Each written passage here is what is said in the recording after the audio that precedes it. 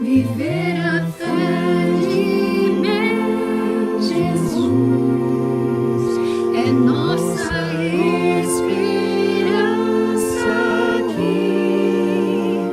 Ele é a rocha e fortaleza, a Deus por isso graças dou. O seu amor é sem igual, concede a fé para vencer, justiça eterna que nos livra e nos concede renascer, justificados pela fé, nós temos paz para com Deus por meio de nosso Senhor, por sua graça sim, eu salvo sou, justificados pela fé, nós temos paz para com Deus por meio de nosso Senhor, por sua graça sim, eu salvo sou.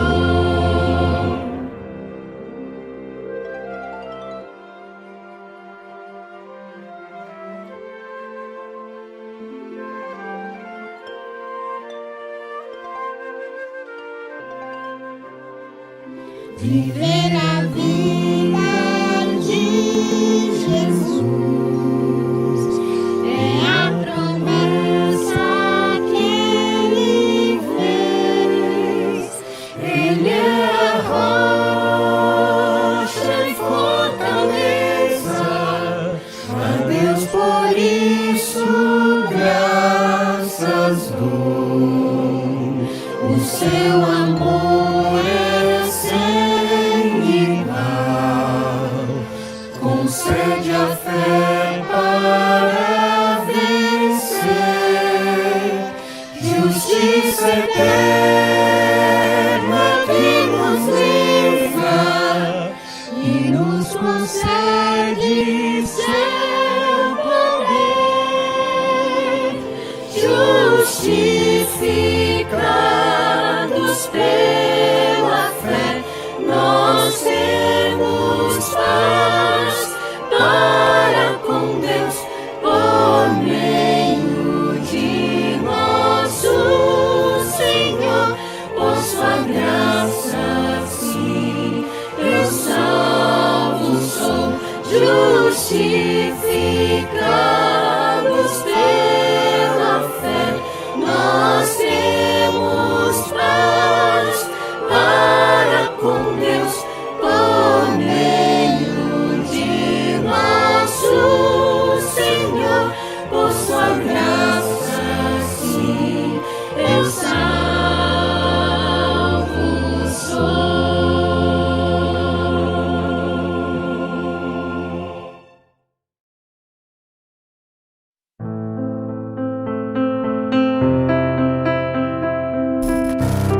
Bilhões de dólares gastos com recursos eletrônicos e gráficos nunca iluminarão a Terra com a glória de Deus. O que nós precisamos, o que nós mais necessitamos é de ouvir esta mensagem, de entender esta mensagem e de viver esta mensagem pela graça do Senhor Jesus Cristo. A partir então deste congresso, a pergunta não será mais sobre o que aconteceu no passado, o que fizeram com a mensagem, mas a pergunta será o que nós vamos fazer com a mensagem, o que você vai fazer com essa luz. E é muito interessante e até importante nós notarmos que nós encontramos na Bíblia, na Palavra de Deus, dois tipos de reações diferentes do povo quando eles ouvem a sua própria história, não é mesmo, Valtinho? Exatamente. No livro de Atos, no capítulo 2, no discurso de Pedro, Pedro está falando a respeito de uma história de rejeição, uma história de morte em que a nação de Israel havia matado o Messias. Em determinado momento, nesse discurso, nesse sermão, ele fala a respeito do rei Davi e do descendente de Davi, aplicando a Jesus como este descendente e informando aqueles que ali ouviam que este Cristo havia ressuscitado de dentre os mortos e agora estava com o Pai assentado em seu trono. E no capítulo 2, no verso 37, nós lemos o seguinte: ouvindo eles estas coisas, compungiu-se-lhes o coração e perguntaram a Pedro e aos demais apóstolos: que faremos, irmãos? Então no verso 38, Pedro nos dá a resposta: arrependei-vos. No mesmo livro, no capítulo 7 do livro de Atos, nós temos o discurso de Estevão. Estevão ali está retratando toda a história de Israel, desde Abraão, e ele culmina esta história na rejeição do Messias. E no verso 54, a Bíblia nos diz: ouvindo eles isto, enfureciam-se no seu coração e rilhavam os dentes contra ele. Então a questão é, nós vamos aceitar a nossa história ou nós apedrejaremos Estevãos? Que Deus nos ajude, que Ele envie o seu Santo Espírito para que nos ajude a entendermos e a vivermos esta tão preciosa mensagem. Quem nos traz a mensagem de hoje é o irmão Mauro Carnassali. Mauro Carnassali é membro regular da Igreja Adventista do Sétimo Dia desde 1968. Há 12 anos ele mora no sítio Ararate e você pode acompanhar um pouco mais desse projeto através do site www.ararate.com.br. Ele também coordena o CEL, Centro de Esquecimento do Urbanismo, um projeto por onde já, para a glória de Deus, aproximadamente 4.000 pessoas ali já estiveram. Deixou uma vida rentável na cidade e se mudou para o campo sem saber como iria obter o seu sustento, mas confiando nas promessas ali apresentadas no livro Vida Campestre, ele deu passo a passo para que este projeto divino se concretizasse na sua vida. Hoje ele tem filhos nos caminhos do Senhor e um lar feliz, dedicado ao serviço do Mestre, e a pergunta é: o que mais um homem pode querer? Olá, amigos, irmãos. É um privilégio poder falar a vocês sobre esse assunto. Sou adventista do sétimo dia há mais de meio século e confesso que é o assunto mais triste que eu vou abordar. Que o Senhor nos ilumine, nos ajude a compreender a importância desse assunto e a tomar decisões para a glória de Deus. Por que é importante saber se a mensagem de justificação pela fé foi aceita ou rejeitada pela liderança em 1888? Quando a verdade é recusada, o erro sempre se precipita para preencher o vácuo. Mas nenhum problema é demasiado grande para ser retificado mediante o arrependimento. Não saber o que houve em 1888 é muito perigoso. Se nós não entendermos a história da igreja e os erros que ocorreram, estamos fadados a repeti-los. E posso dizer por experiência própria que nós estamos já colhendo os resultados de não conhecermos a história da nossa igreja. Especialmente de não conhecermos o que houve em 1888. Essa palestra, em primeiro lugar, é para mim mesmo. E eu peço encarecidamente que não acreditem em mim. Pesquisem por si mesmos. Estudem a história da nossa igreja. Se nós estivéssemos atentos à necessidade de estudarmos a história da nossa igreja, não teria tanto problema com o perfeccionismo que hoje tem. Nós teríamos lido lá em Mensagens Escolhidas, volume 2, sobre o movimento da carne santa e entenderíamos o que é o perfeccionismo. Se tivéssemos lido o maior discurso de Cristo, livro Fé e Obras, livro Santificação, nós entenderíamos que Deus requer perfeição de caráter agora. E que perfeição de caráter em Cristo não tem nada a ver com perfeccionismo. Se tivéssemos o hábito de estudar por nós mesmos, não erraríamos tanto na forma de fazer evangelismo. teríamos lido lá em Ciência do Bom Viver, página 143, qual é o único método infalível para abordar as pessoas. Ficamos inventando coisas novas e não resolve. Temos que buscar aquilo que o Senhor nos instruiu. Saberíamos também que para alguém ser batizado, ele precisa conhecer toda a doutrina e dar provas de estar andando nela. Isso com certeza evitaria um volume tão grande de pessoas entrando e saindo de nossa igreja. Mas se tivéssemos interesse em estudar a história da nossa igreja, nós não teríamos dúvida quanto à vida no campo, quanto à alimentação, como educar os nossos filhos longe da influência da cidade, como missionários. Não teríamos tanta dificuldade em entender o que Deus requer de nós hoje. Não estaríamos esperando o decreto dominical para tomar decisões, para fazer mudanças ou para mudar o nosso estilo de vida. Saberíamos o que Deus requer de nós agora, se tivéssemos estudado a nossa história. Saberíamos por que o livro Questões sobre Doutrinas foi escrito. Qual a motivação que nos levou a escrever esse livro? E saberíamos também por que o pastor Andriessen escreveu cartas às igrejas. Estudando a nossa história, irmãos, saberíamos como foi infeliz a decisão de Desmond Ford de combater o santuário. E como isso acabou sendo aceito por muitas pessoas da Andrews, que são formadores de opinião. Isso se alastrou pelo Adventismo. E conheceríamos hoje o discurso desses discípulos de Ford. Saberíamos avaliar qual é essa mensagem que não nos interessa, que combate o Adventismo, que mina o alicerce da nossa fé. A doutrina do santuário é a nossa única doutrina distintiva. Todas as nossas demais doutrinas, outras igrejas também têm. A nossa doutrina exclusiva é a doutrina do santuário. Miná-la ou combatê-la é acabar com o Adventismo.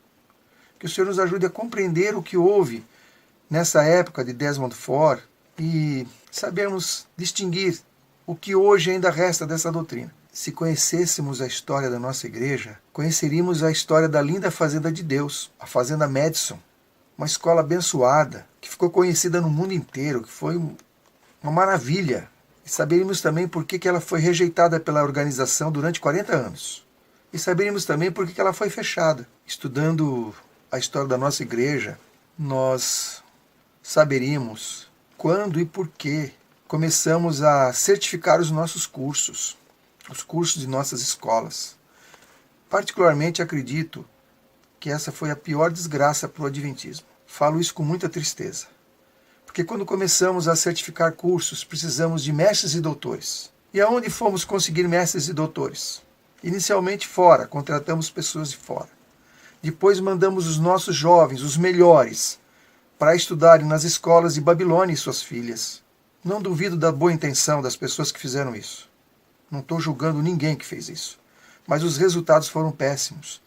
Porque, voltando dessas escolas, onde passaram por anos estudando doutrinas que não são as nossas doutrinas, não são as doutrinas verdadeiras, absorvemos um pouco ou muito do que eles oferecem. E aí trouxemos isso para o nosso povo, justamente para quem? Para os formadores de opinião, para aqueles que queriam ensinar o nosso povo. Irmãos, isso foi muito triste e continua sendo triste. Irmãos, se dessemos importância à história da nossa igreja, nós conheceríamos que muitas instituições, muitos órgãos oficiais da organização hoje começaram como ministérios de sustento próprio e recebiam dízimos com o aval da igreja, sem problema algum. Mas isso mudou. Quando mudou? Se nós não soubermos quando mudou e por que mudou, vamos ficar com dificuldades hoje de tomar decisões. Precisamos estudar, por exemplo, o que aconteceu na época da presidência do Falkenberg, analisar o que aconteceu naquela época, para a gente poder entender a relação entre esses assuntos. Erramos muito em não conhecer a nossa história, porque não conhecendo a história, podemos repetir os mesmos erros e podemos errar até de forma mais grave.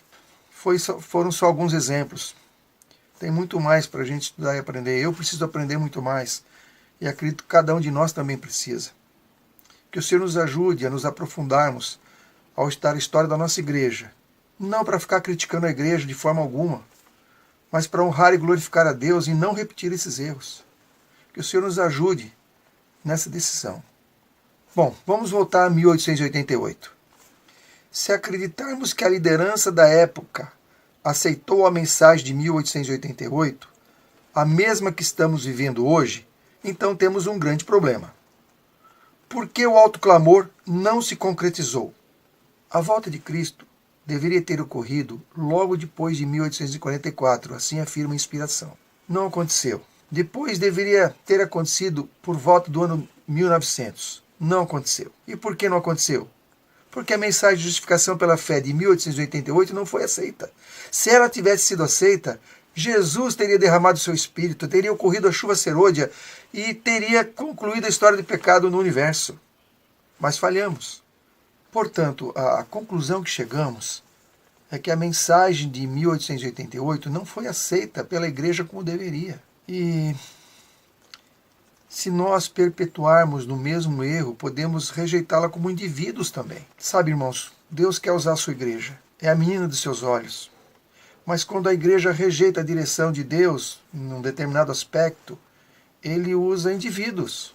Foi o caso lá dos hebreus, diante da estátua de Nabucodonosor. Imagine só se todos os judeus tivessem ficado em pé naquele momento. Que glória seria para o Senhor. E olha que a nata da nação estava lá. Provavelmente o sumo sacerdote, os sacerdotes, os líderes da nação estavam ali, de joelhos. Mas 3 jovens ficaram em pé. E Deus não pôde usar a sua igreja, infelizmente não pôde usar a sua igreja naquele momento, mas usou esses 3 jovens, esses 3 indivíduos. E através deles cumpriu o seu propósito. E o nome de Deus foi proclamado em todo o reino da Babilônia, porque 3 moços se dispuseram a fazer a vontade de Deus incondicionalmente. Isso pode se repetir? Pode. Desejo eu que Deus possa usar toda a sua igreja, e não só indivíduos. Se acreditarmos o que é fato, que a liderança da época rejeitou a mensagem de 1888, precisamos saber qual foi a mensagem rejeitada. Outras palestras abordarão esse tema. E por que foi rejeitada? Para não repetirmos o mesmo erro. Aqui vamos buscar mostrar que a mensagem foi rejeitada pela liderança, mas que a igreja não foi rejeitada por Deus. Acredito tanto que a Igreja Adventista do Sétimo Dia não foi rejeitada por Deus, que eu sou membro dessa igreja. Milito nela, milito por ela. Mas, irmãos, se nós não soubermos o que rejeitamos em 1888, podemos continuar rejeitando. E isso pode trazer consequências graves para nós. Para a nossa vida particular, para a nossa vida como um povo, para a nossa missão. Agora, isso é um caos? Estamos perdidos por isso? Não. Não se nós acreditarmos naquele que é o caminho, a verdade e a vida. Se nós buscarmos em Deus poder e graça para entendermos a sua mensagem. Ellen White frequentemente comparava essa situação com a reação dos líderes judaicos à aceitação do Messias. Lembram que o que os líderes falavam? Pode vir alguma coisa boa de Nazaré? Ou veio algum profeta da Galileia? Ou algum líder em Jerusalém creu nele? Ou Elias já veio? Note que eles usavam as escrituras para provar que Jesus não era o Messias, estavam convictos disso. Então, irmãos, temos que realmente nos preocupar. Não é só pegar um texto bíblico e uma leitura superficial e tirar uma conclusão. Temos que estudar mandamento sobre mandamento, regra sobre regra, um pouco aqui, um pouco ali, para conhecermos qual é a verdade para o nosso tempo. Os judeus pereceram como uma nação porque foram afastados da verdade bíblica pelos seus governantes, sacerdotes e anciãos. Tivessem dado ouvidos às lições de Jesus e examinado as Escrituras por si mesmos, e não teriam perecido. Irmãos, eu vou fazer um resumo para vocês das 3 fases da minha vida. Anos 70. Anos 70 caracterizado pelo legalismo, determinação, fazer a vontade de Deus, custe o que custar, pelas minhas próprias forças, ser fiel a todo custo. E sabe o que acontecia, irmãos? fazia um propósito e pouco tempo depois eu estava desanimado porque eu via que falhava nos meus propósitos. Era uma vida bem triste, um fardo pesado. Depois chegaram os anos 80, com a pregação Conhecer Jesus é Tudo. A libertadora pregação de Conhecer Jesus é Tudo. Por minha própria falha em compreender a mensagem, ela me libertou não só do meu fardo do legalismo, mas libertou também dos meus ideais de fidelidade. E foi uma desgraça. Nunca passei uma fase tão ruim na minha vida. Depois, pela misericórdia de Deus, eu pude compreender que podemos tirar o melhor das fases anteriores. Da fase primeira do legalismo, pegar o objetivo de fidelidade. Da fase seguinte, dos anos 80, pegar a comunhão com Deus. Mas uma comunhão com compromisso, não uma comunhão descompromissada, uma comunhão sem objetivo, comunhão por comunhão. Eu não culpo ninguém por isso. Nem a igreja, nem nenhum pregador. A falha estava em mim. Eu compreendi mal, não fui bereano. Não estudei por mim mesmo. Não pude absorver o que era de bom dessas fases e aplicá-las à minha vida de uma forma correta. Por isso, irmãos, é importante que nós estudemos por nós mesmos, pedindo a bênção de Deus, a iluminação do Espírito Santo, porque uma compreensão intelectual da verdade não resolve. A emoção de uma mensagem também não resolve. Nós precisamos ser iluminados pelo Espírito Santo, e eu estou nessa luta, irmãos. E eu desejo, tanto para mim quanto para você, que nós tenhamos uma experiência com Deus, uma comunhão com Deus, que promova a fidelidade, submissão da nossa vontade a Ele, a morte do eu, a abnegação, para que demos frutos para a glória de Deus. Nossa intenção, irmãos, nosso primeiro objetivo, não é o céu. O céu é efeito colateral. Nosso objetivo é glorificar o nosso Deus. Quer comais, quer bebais, ou façais qualquer outra coisa, inclui a comunhão. Façamos tudo para a glória de Deus. Que a nossa vida cristã seja para a glória de Deus, para glorificar o seu nome. Céu, ruas de ouro, casa de marfim, vida eterna, sem dor, sem tristeza. Isso tudo é efeito colateral de glorificarmos a Deus.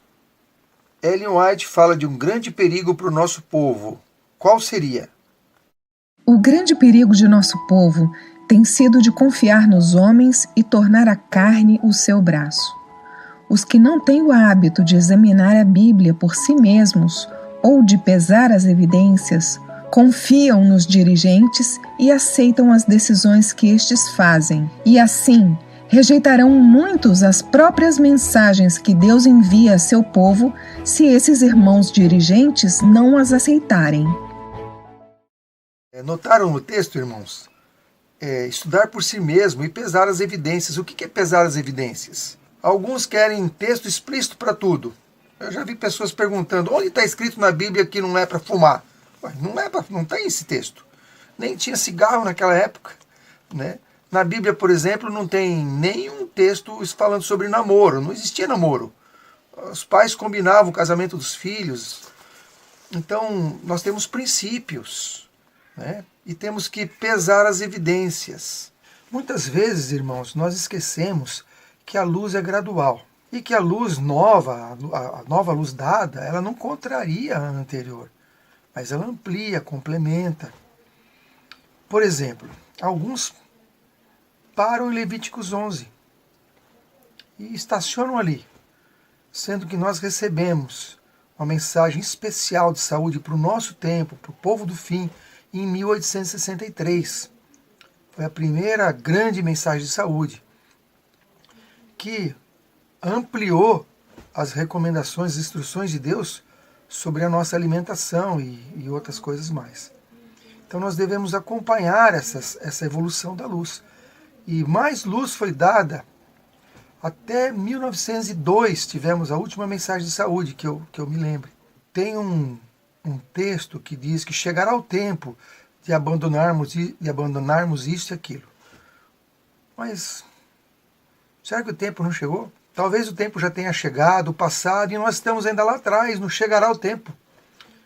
Recomendo a todos os irmãos e amigos que estudem esses livros que aparecem aí no slide. Os 2 volumes de Materiais, 1888, o livro Ellen White e o Alto Clamor, e o capítulo 8 de Testemunhos para Ministros e Obreiros Evangélicos.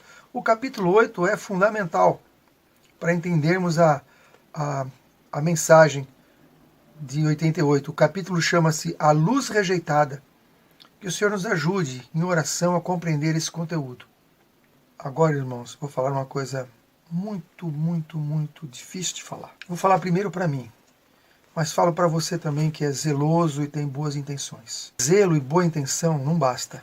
Nós precisamos ter humildade para reconhecer que estamos errados. E para reconhecer que estamos errados, precisamos buscar a verdade na fonte pura da verdade, Bíblia, Espírito e Profecia. E clamar pelo poder do Espírito para nos iluminar. Irmãos, eu me incluo nessa demonstração. Espero que ninguém erre como errou Lúcifer no céu, que reconheceu o seu orgulho, reconheceu o erro e por orgulho não voltou atrás. Como Caifás, que viu o rosto de Jesus iluminando, viu que ele era o Messias, mas não voltou atrás. Os líderes de 88 reconheceram que a mensagem era divina, mas não voltaram atrás, porque tinham ido longe demais, já tinham rejeitado. Que o Senhor nos dê humildade para reconhecermos os nossos erros e voltarmos atrás, se for preciso, para a glória do seu nome.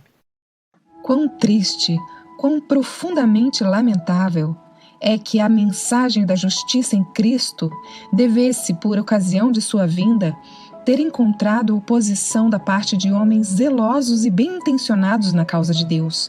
A mensagem nunca foi recebida, nem proclamada, nem obteve livre curso como deveria, a fim de transmitir à Igreja as imensuráveis bênçãos que estavam nela envolvidas.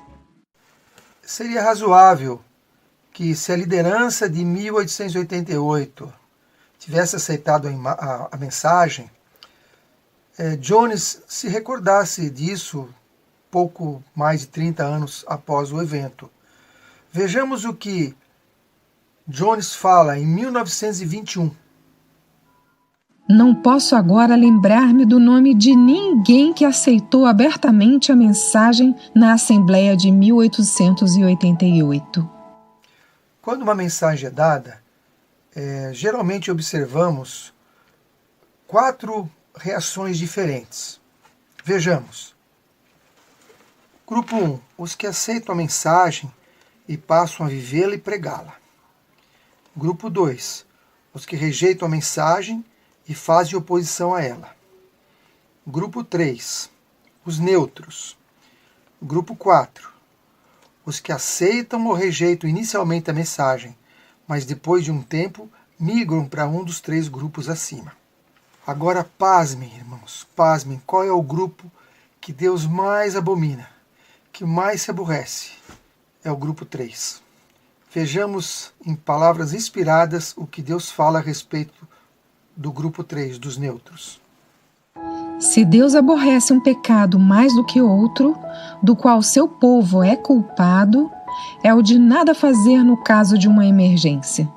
Indiferença e neutralidade numa crise religiosa são consideradas por Deus como um crime grave e igual ao pior tipo de hostilidade contra Deus. A neutralidade parece ser uma das características marcantes de Laodiceia. Fujamos dela. Por quase 2 anos, temos instado o povo a vir e aceitar a luz e a verdade com respeito à justiça de Cristo. E não sabem se vêm e tomam posse dessa preciosa verdade ou não. Notemos agora o que foi escrito em 1890, 2 anos apenas depois da mensagem de Minneapolis. Vamos ver o que Ellen White afirma. Em Minneapolis, Satanás teve êxito em desviar de nosso povo, em grande medida, o poder especial do Espírito Santo. O inimigo impediu que obtivessem aquela eficiência que poderiam ter tido em levar a verdade ao mundo. A luz que deve iluminar a terra toda com a sua glória foi resistida e, pela ação de nossos próprios irmãos, tem sido em grande medida afastada do mundo. Notemos que Ellen White não ficou de braços cruzados. Ela teve uma atitude proativa, mas infelizmente não teve bons resultados. Vez após vez, dei o meu testemunho àqueles que estavam reunidos, de modo claro e vigoroso, mas aquele testemunho não foi recebido. Quando vim a Battle Creek, Repeti o mesmo testemunho na presença do pastor Butler, mas não houve um que teve a coragem de ficar do meu lado e ajudar o pastor Butler a ver que ele, bem como outros, tinham assumido posições equivocadas. O preconceito do pastor Butler foi maior após ouvir os vários relatórios de nossos irmãos ministros na Assembleia de Minneapolis. A seguir, vamos ver uma sequência de mensagens, ano a ano, depois de 1888. Não todos os anos, mas a maioria deles. Todas essas mensagens são inspiradas. Nossos irmãos mais velhos não aceitam a mensagem, mas tratam-na como se fosse de só menos importância. Tão fria é a atmosfera da igreja, de tal espécie é o seu espírito, que homens e mulheres não podem manter ou suportar o exemplo de piedade primitiva e oriunda do céu. O calor de seu primeiro amor está gelado, e a menos que sejam regados pelo batismo do Espírito Santo, seu castiçal será removido de seu lugar, a não ser que se arrependam e pratiquem as primeiras obras. Hoje, há poucos que estão servindo a Deus de coração. A maioria dos que compõem as nossas congregações estão espiritualmente mortos em ofensas e pecados. As mais doces melodias que derivam de Deus mediante lábios humanos, justificação pela fé e a justiça de Cristo, não extrai deles uma resposta de amor e gratidão. Eles endurecem seus corações contra o mercador celestial. Se Deus lhes poupar a vida e nutrirem o mesmo espírito que assinalou a atitude tanto antes como depois da reunião de Minneapolis, imitarão plenamente os atos daqueles que Cristo condenou quando esteve na terra. Que homens conservem vivo o espírito que corria desenfreadamente em Minneapolis é uma ofensa a Deus. Todo o céu está indignado com o espírito que por anos se tem revelado em nossa casa publicadora de Battle Creek. Pratica-se injustiça que Deus não tolerará. Ele punirá essas coisas. Tem-se ouvido uma voz apontando os erros e, em nome do Senhor, apelando para a decidida mudança. Mas quem tem seguido as instruções dadas? Quem tem humilhado o coração para dele expulsar todo vestígio de seu espírito ímpio e opressor? Por que serão os homens empecilhos quando poderiam ser um auxílio? Por que calçarão as rodas quando poderiam empurrar com assinalado êxito? Por que roubarão a sua própria alma do bem e impedirão outros das bênçãos que por meio deles poderiam advir? Esses rejeitadores da verdade permanecerão como desertos estéreis, onde não fluem as águas refrescantes e curadoras. E o seu trabalho, tão destituído de orvalho como eram as montanhas de Gilboa, onde não havia nenhum orvalho nem chuva.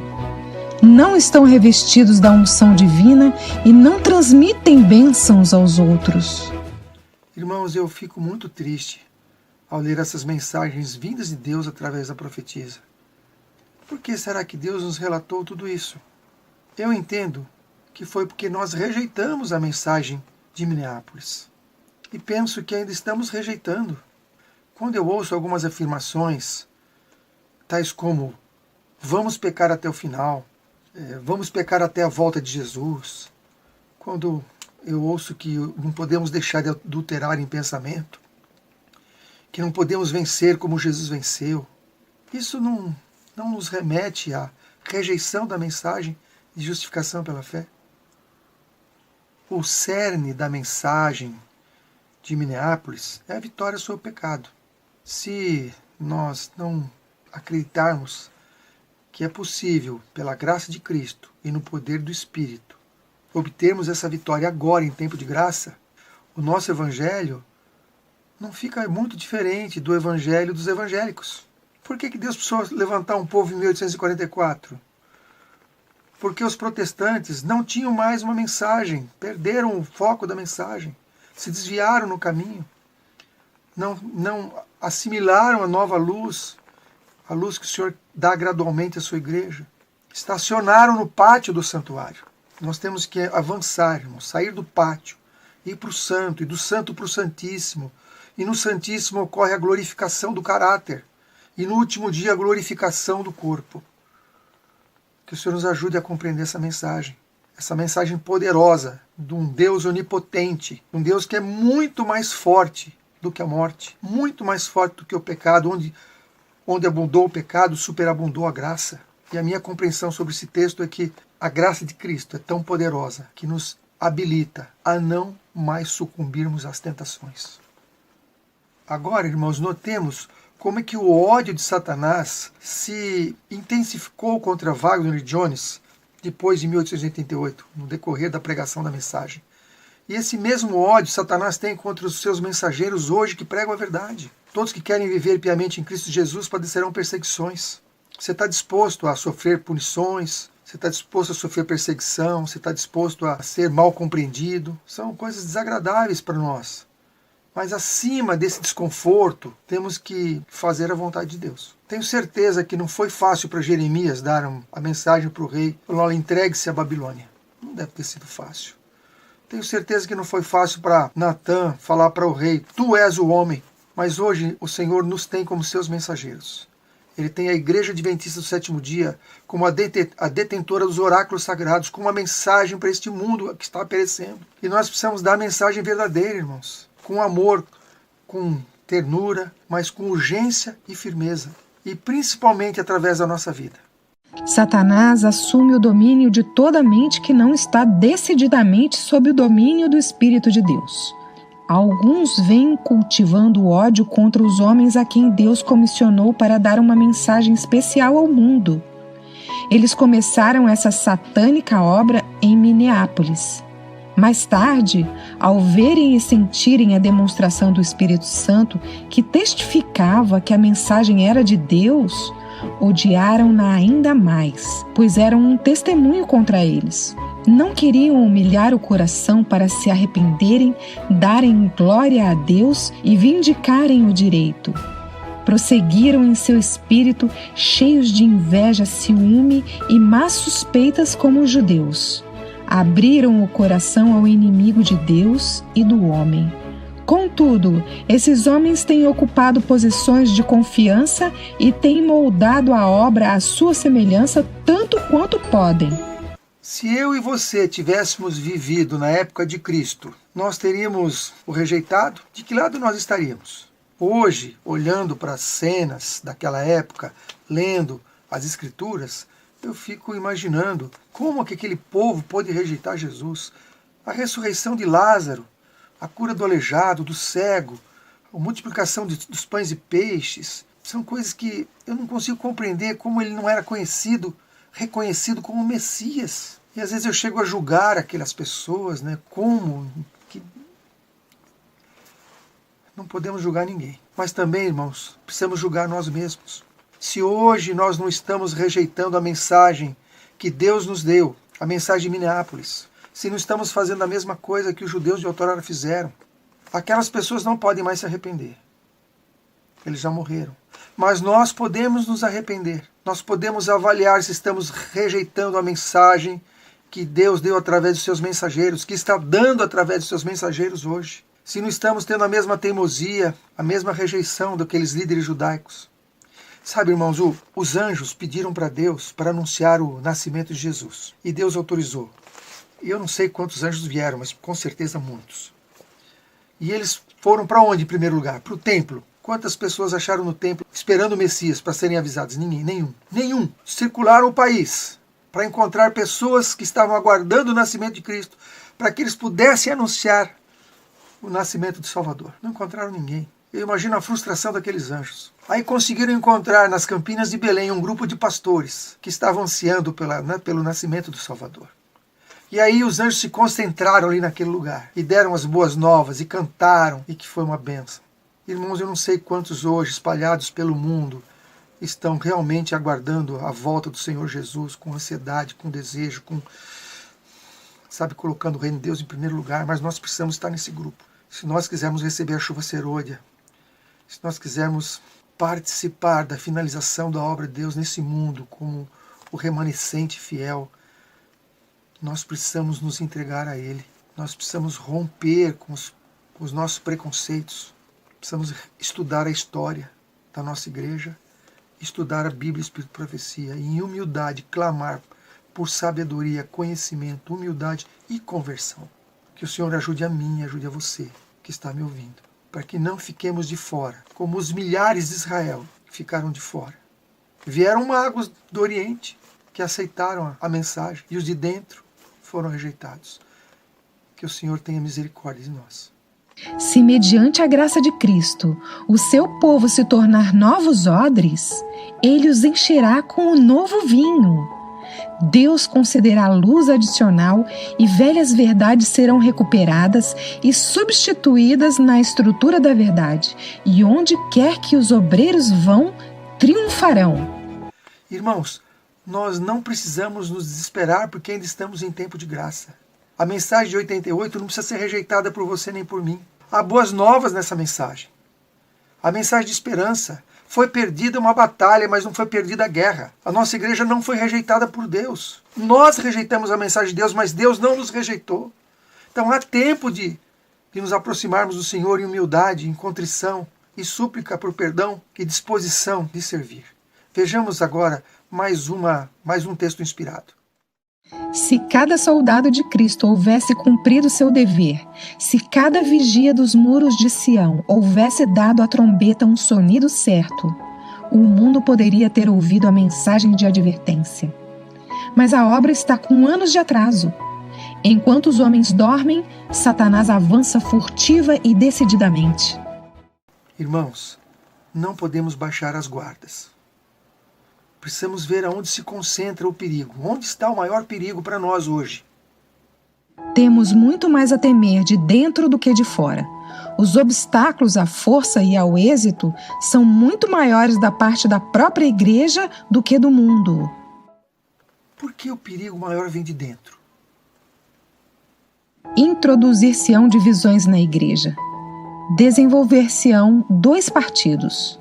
O trigo e o joio crescerão juntos para a ceifa. O texto inspirado diz que se formariam 2 partidos e que viveriam juntos até a ceifa. Eu achava que a ceifa era a volta de Jesus, mas eu estava enganado. Vejamos o texto inspirado. O que é a ceifa de fato? O joio e o trigo devem crescer juntos até a ceifa, e a colheita é o fim do tempo da graça. Primeiramente, irmãos, o que eu gostaria de deixar bem claro é que nós não podemos julgar quem é trigo e quem é joio. O Senhor julga cada um segundo a luz que tem.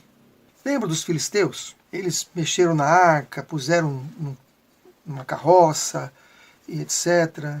E nada lhes aconteceu. Mas quando Uzá tocou na arca, ele foi fulminado. E por que essa diferença? Porque os filisteus não tinham instrução, não tinham orientação de que não podiam tocar na arca. Mas Uzá tinha. E tantas outras situações que poderíamos elencar a respeito dessa justiça de Deus que trata cada um segundo a luz que tem. Então não nos cabe julgar quem é trigo e joio, mas nós podemos buscar em oração e contrição de alma, se nós mesmos, se cada um de nós é trigo ou joio, clamar ao Senhor para Ele nos ajudar a vasculhar o nosso coração, assim como Davi pediu, para ver se tem algum caminho mau no nosso coração e aí nos arrependermos. Portanto, irmãos, os movimentos que pregam uma saída da iage estão equivocados. Nós lemos que o trigo e o joio viverão juntos até a ceifa. O ceifa é o fim da graça.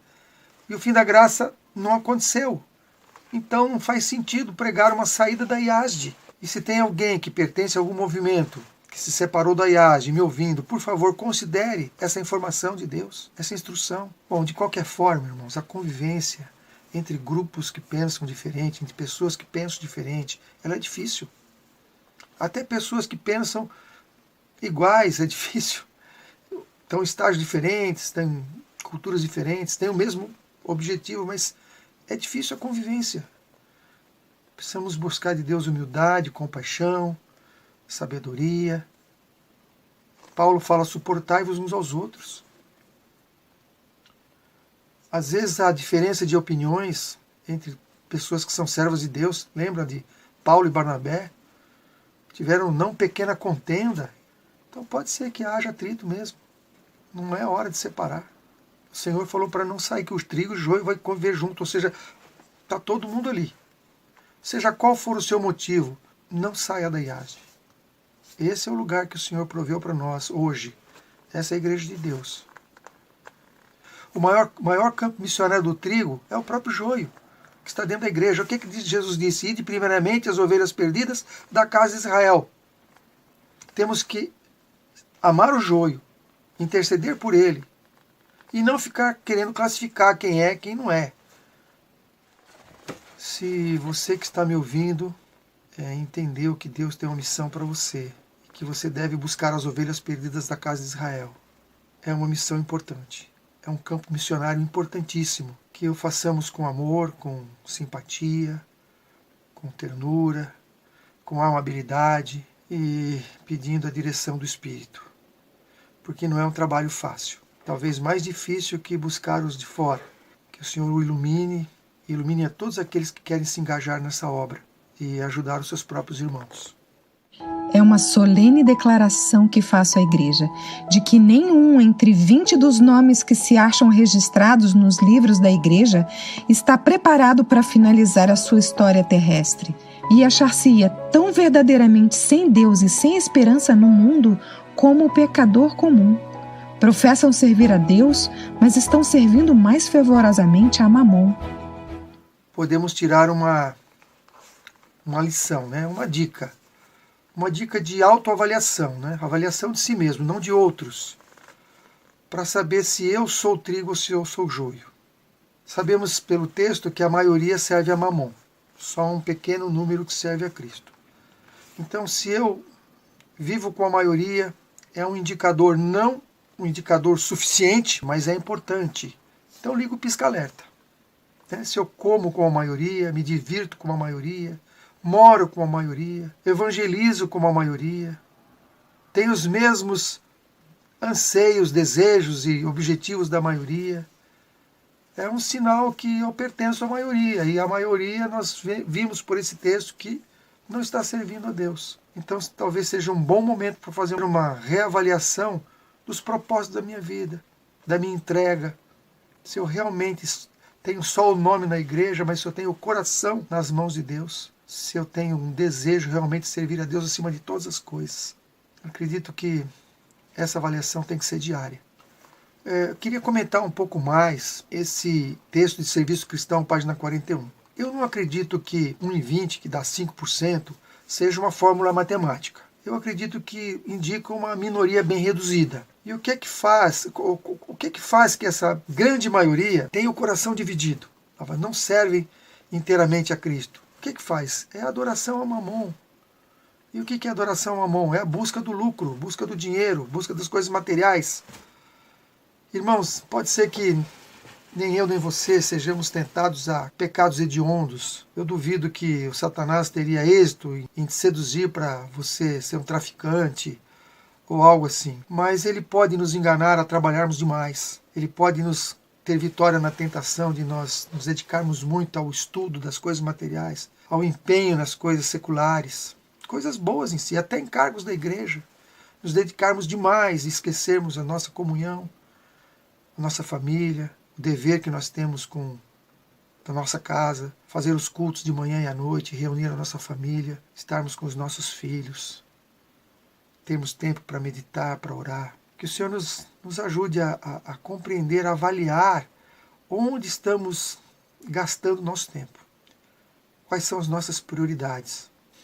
Ao longo da história, nós vamos perceber que é a minoria que serviu a Deus.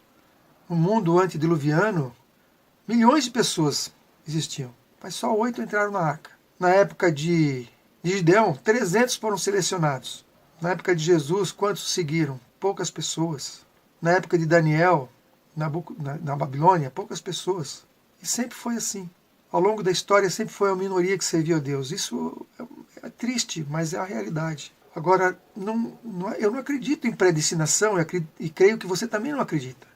Isso é resultado das nossas escolhas. Nós podemos escolher ficar ao lado de Deus. E aqui seremos minoria sempre. Mas se nós pensarmos no universo, nós somos maioria. Que o Senhor me ajude e ajude a você a estar nessa minoria. Essa minoria que será perseguida, essa minoria que talvez vá sofrer muito e muitos irão morrer. Mas aqui é só um tempo curto, um tempo bem pequeno. E que nesse tempo pequeno, que a nossa vida seja para a glória de Deus. O que foi feito do trio que pregava a justificação pela fé em 1888? Em 1900, Ellen White foi mandado para a Austrália. Em 1902, Wagner foi mandado para a Grã-Bretanha. O trio foi desfeito. Que triste. Críticos têm se levantado contra a igreja, dizendo que essa rejeição de 1888 e posteriormente fez com que Deus abandonasse a sua igreja, mas isso não é verdade. Deus não abandonou a sua igreja. Vejamos isso no texto a seguir. A menos que a igreja, que está agora sendo levedada com a sua própria apostasia, se arrependa e se converta, comerá do fruto de sua própria produção até que se aborreça a si mesma. Como disse, irmãos, é demasiado tarde para os nossos irmãos do século passado se arrependerem. Mas nós podemos nos arrepender. Nós podemos reavaliar a nossa posição. Nós podemos nos interessar pela mensagem de justificação pela fé. Nós podemos nos apegar a Deus e pedir para que Ele transforme o nosso coração, para que Ele nos dê um coração novo, não um coração remendado, mas um coração novo, para nos tornarmos em novas criaturas, para que a chuva serôdia venha sobre, sejamos selados, a chuva serôdia venha sobre nós, para nós darmos a última mensagem de advertência a esse mundo. E, enfim, eliminar da história do universo o pecado. Irmãos, estamos encerrando a nossa palestra. E eu sinto que não consegui passar a mensagem na sua totalidade. Que o Espírito Santo complete essa mensagem no coração de cada um. Eu sou apenas um instrumento falho, um carteiro, mas que o Senhor produza o efeito necessário no coração de cada ouvinte. Que você que está me ouvindo busque por si mesmo, estudar na fonte pura da verdade, Bíblia, Espírito e Profecia, com oração, com fé, com humildade, para que o Senhor opere na sua vida a transformação necessária, que opere na minha vida a transformação necessária, para que unidos possamos dar essa mensagem de justificação pela fé ao mundo, à nossa igreja e ao mundo, que possamos receber a chuva serôdia, irmãos, e destemidamente dar a última mensagem de advertência ao mundo. Que o Senhor nos use, que o Senhor me use, que o Senhor lhe use para a glória do seu nome. Hoje, se ouvirdes a sua voz, não endureçais o vosso coração. Vamos orar. Senhor nosso Deus, nós te louvamos pela tua paciência. Nós te louvamos pela tua infinita misericórdia. Porque apesar de várias vezes ter sido rejeitado pela tua igreja, o Senhor ainda ama e espera uma resposta de amor da sua igreja. Ajuda-nos, Senhor, a não agirmos como os do passado que rejeitaram a tua promessa. Por isso estamos aqui ainda, nesse mundo. Que o Senhor tenha misericórdia de nós e nos use para a terminação da obra. Não queremos mais voltar ao deserto, Senhor. Estamos novamente às margens de Canaã. Nos ajude a dar um passo de fé, a acreditarmos no teu poder, na vitória sobre o pecado, no teu poder para nos livrar desse poder maléfico. Vivermos neste mundo para a glória do teu nome, vindicando o teu caráter, sendo incondicionalmente fiéis. Nos ajude, Senhor, tem misericórdia de nós. Nos entregamos nas tuas mãos e pedimos o poder do teu Santo Espírito. Em nome de Jesus. Amém.